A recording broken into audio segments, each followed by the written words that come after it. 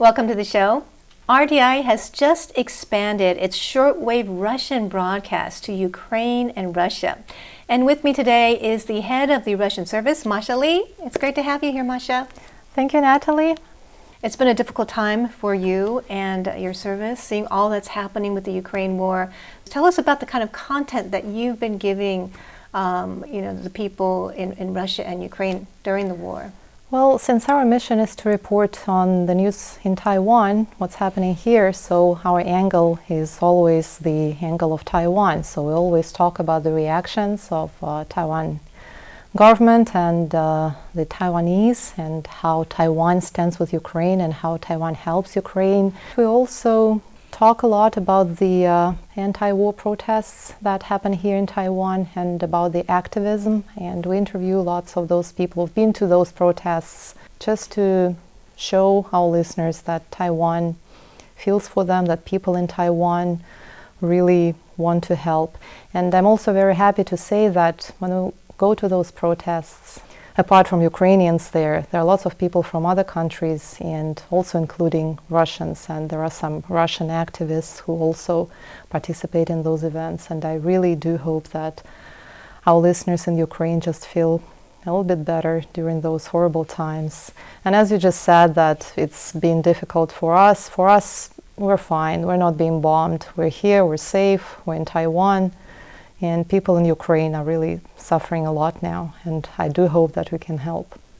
I know you've been getting some letters from listeners in Ukraine. Can you tell us about those? We do, and we're very grateful to our listeners who are still listening to our programs, even regardless of what's happening with them right now. And actually, after the war started, we kind of reached out to our Ukrainian listeners and wrote to them and asked if they're safe, because, those people have been writing to us for years. We've been kind of knowing each other for years. They've been listening to our programs for a long, long time.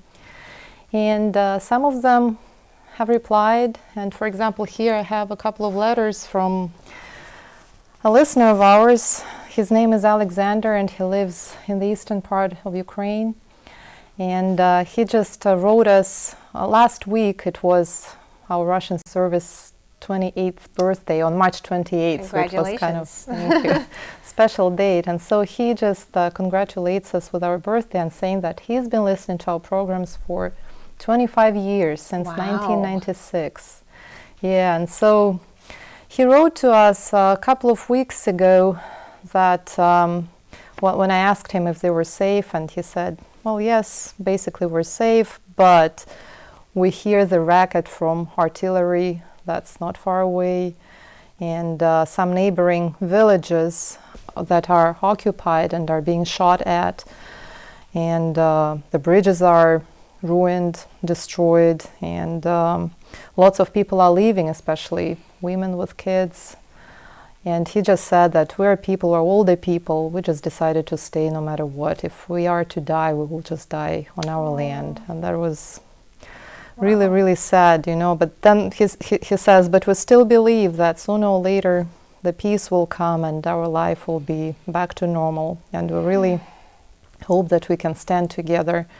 We are optimistic. That's what he writes. And then last week, actually, he wrote something that maybe kind of made me a little bit happier. He said that it's now better where I live. It's much quieter now, and people are uniting together, and they're helping each other with food, with medicine, with other stuff, and there are lots of volunteers. He just says, I really want to believe that the peace will come back to our land. And I'm very grateful to our listeners our Ukrainian listeners who are still, writing to us during those horrible times. I'm also very grateful to Russian listeners who support what we do as well, and some of them also write to us that kind of thanking us for covering the Ukrainian news in Taiwan, because we can't really say what's happening in Ukraine because RTI doesn't have correspondents there, so we can only rely on other media. But what we can say and what our mission is here is to just tell people what Taiwan thinks and where Taiwan stands. And Taiwan stands with Ukraine, and I'm very happy about it. So you have listeners in Russia too that are supporting the Ukrainians. Yes, we do. Not all of them, but some of them do. And how has it been for you as a journalist, as a Russian journalist? Because I know that actually you could be punished, right, for reporting the wrong side, the wrong story about the war. Well, we're here in Taiwan. Here we're not yet punished.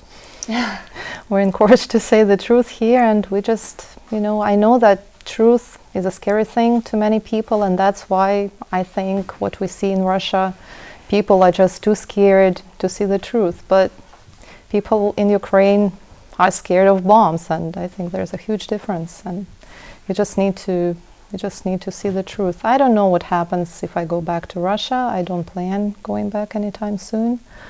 So who knows? Anything can change. Anything is possible now. That's what this whole thing just taught me. I just got the lesson of my life. Anything is possible, which is not necessarily optimistic.